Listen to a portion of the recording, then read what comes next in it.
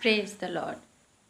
मत्ती 6 अध्याय उसके 24 पद में इस प्रकार से लिखा हुआ है, कोई मनुष्य 2 स्वामियों की सेवा नहीं कर सकता, क्योंकि वह एक से बैर और दूसरे से प्रेम रखेगा, या एक से मिला रहेगा और दूसरे को तुच्छ जानेगा। तुम परमेश्वर और धन दोनों की सेवा नहीं कर सकते। परमेश्वर का वचन हमें बताता है कि हमारा एक ही परमेश्वर है, परमेश्वर यहोवा, जिसने हमें बनाया है। धन परमेश्वर नहीं है, लेकिन आज वो संसार का स्वामी बन बैठा है। वो स्वयं से स्वामी नहीं बना, लेकिन हमने उसे अपना स्वामी बना दिया है और हम उसके अनुसार चलते हैं। आज हमने धन को अपना परमेश्वर बना लिया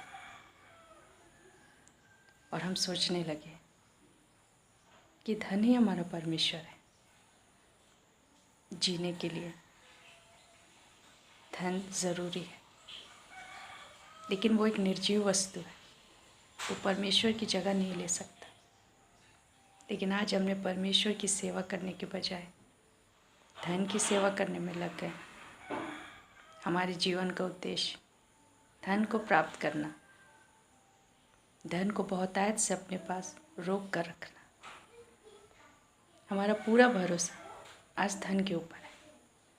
हम सोचते हैं यदि धन हमारे पास हो तो हम सुरक्षित रहेंगे, यदि बीमार हो गए तो अपना इलाज करा सकेंगे, जीवन की हर ज़रूरत धन के द्वारा पूरी होगी।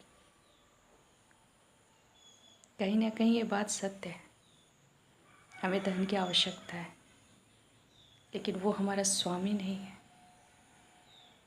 धन परमेश्वर के अनुग्रह से मिलता है।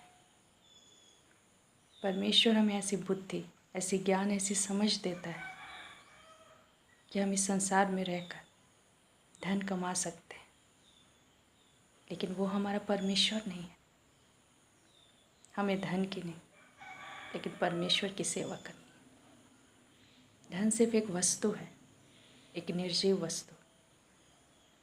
धन से हम सुविधाएं खरीद सकते हैं, लेकिन जीवन नहीं, स्वास्थ्य नहीं, दीर्घायु नहीं।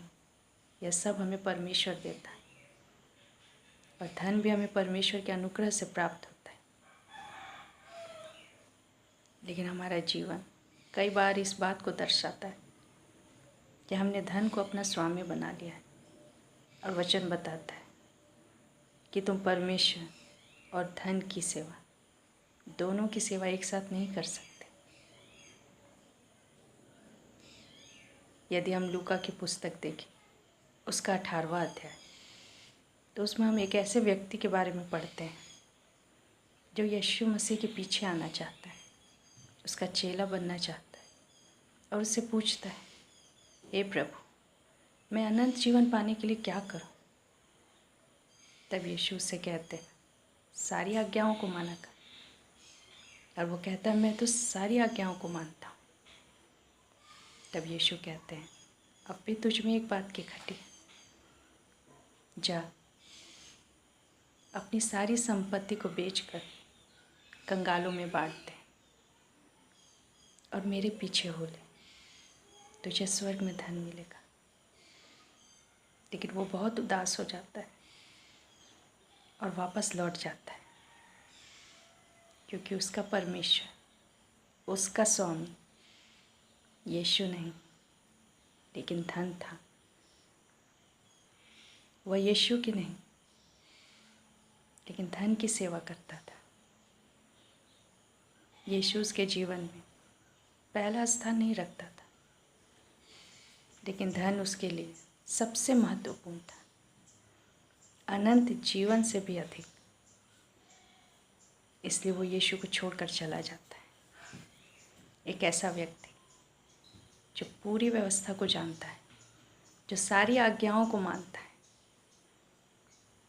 लेकिन धन के ऊपर उसने परमेश्वर से भी अधिक भरोसा किया। और जब चुनाव का समय आया तो उसने यीशु को नहीं लेकिन धन को चुना। लूका की पुस्तक में 19वें अध्याय में हम जक्कई नामक व्यक्ति के बारे में पढ़ते। जक्कई एक चुंगी लेने वाला व्यक्ति था, टैक्स कलेक्टर। उन दिनों में चुंगी लेने वालों के लिए लोगों के अच्छे विचार नहीं थे। लोग उन्हें पापी समझते थे क्योंकि वो लोगों से जबरन धन वसूलते थे, आवश्यकता से अधिक उनसे कर लेते थे। और उन दिनों में चुंगी लेने वालों को पापी माना जाता था। उन्हें समाज में इज्जत नहीं थी। जक्कई चुंगी लेने वाले का सरदार था, लेकिन जब उसका सामना यीशु मसीह से होता है और यीशु मसीह उससे कहते हैं, आज मुझे तेरे घर में रुकना ज़रूरी है, तो वो बहुत खुश होता है और यीशु को अपने घर ले जाता है। और वो खड़ा होकर यीशु को कहता है, देख प्रभु, मैं अपनी आधी संपत्ति कंगालों को दे देता हूँ, और यदि मैंने किसी का कुछ भी अन्याय करके लिया है तो मैं उसे चौगुना फेर देता हूँ। तब यीशु कहते हैं, आज इस घर में उद्धार आया है। जक्कई एक ऐसा व्यक्ति जिसे लोग पापी कहते थे, उससे नफरत करते थे, समाज में उसे इज्जत नहीं मिलता था। लेकिन जब यीशु ने यही सम्मान, यही प्रेम उसके लिए प्रकट किया तो उसका हृदय अपने परमेश्वर के प्रेम से भर गया। और वो जक्कई जो धन की सेवा करता था, जो धन को प्राप्त करने के लिए कुछ भी सही और गलत करता था, जो लोगों से अन्याय से अधिक कर वसूलता था, उसने एक पल में धन की सेवा छोड़ दी, धन को छोड़ दिया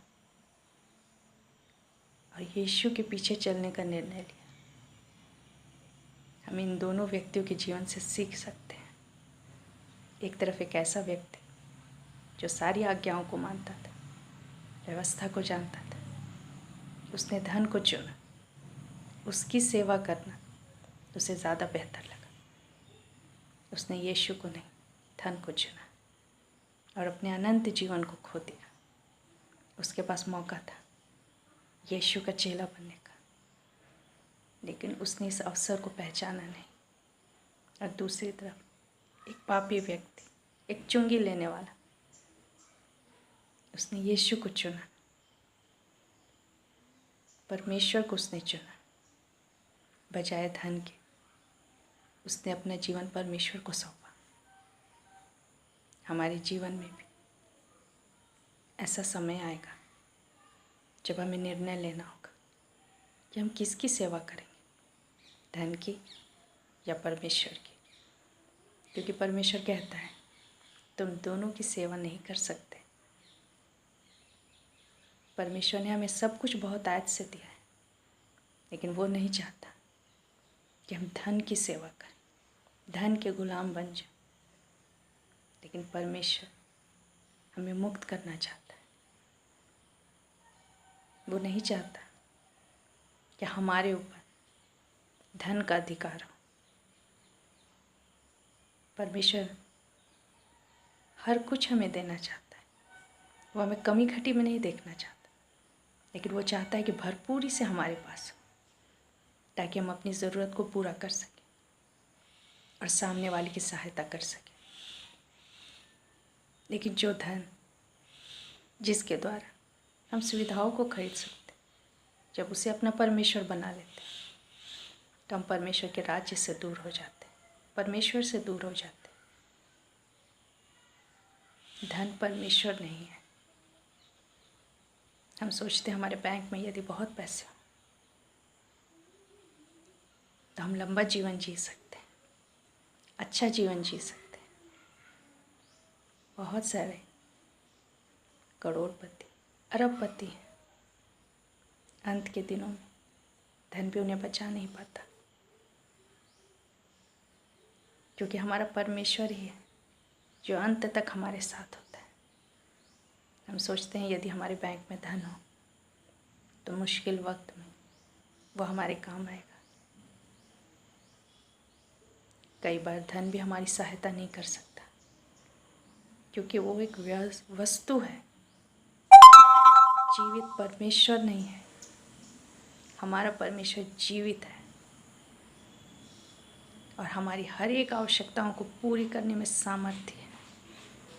यदि वो हमारे साथ है तो हमें कभी किसी के सामने हाथ नहीं फैलाना होगा। वो हर एक चीज़ हमें भरपूरी से देगा। धन एक साधन है, वो परमेश्वर नहीं है। उसे अपना परमेश्वर न बनाए। हमारा एक ही परमेश्वर जिसने हमें बनाया है। धन ने हमें नहीं बनाया और ना हम धन के लिए बनाए गए, लेकिन परमेश्वर ने हमें बनाया और हम परमेश्वर के लिए बनाए गए।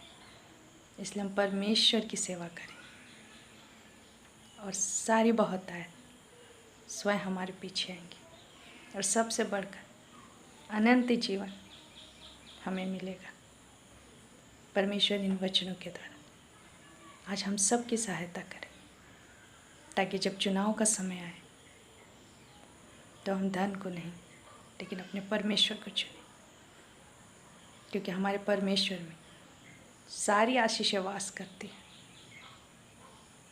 हर एक अच्छी और उत्तम वस्तु परमेश्वर हमें दे सकता है। धन्यवाद।